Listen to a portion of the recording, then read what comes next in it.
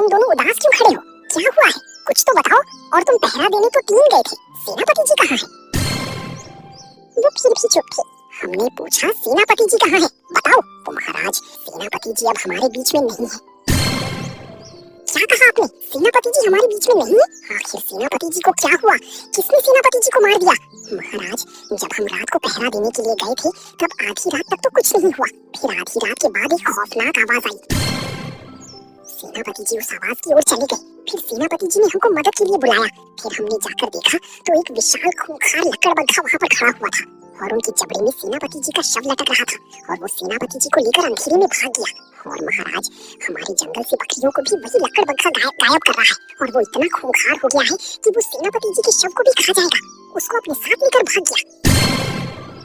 कल से कोई भी पहरा देने के लिए नहीं जाएगा। मैं नहीं चाहता कि पहरा देते हुए कोई और भी उस लकड़बग्घा का शिकार हो जाए। महाराज, उस लकड़बग्घा का शिकार होना तो तय है। अगर कोई जानवर पहरा देने नहीं जाएगा तो वो जंगल में घुसकर शिकार लेकर जाएगा। हमको उस लकड़बग्घा को रोकना होगा।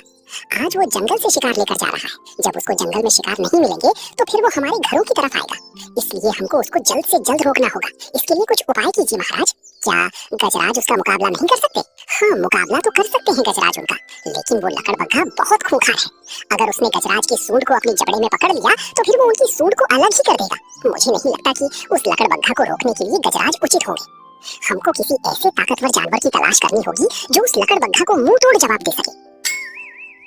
और ऐसे ताकतवर जानवर को मैं अच्छी तरह से जानता हूँ जो उस लकड़बग्घा को मुंह तोड़ जवाब देगा। जिस तरह से लकड़बग्घा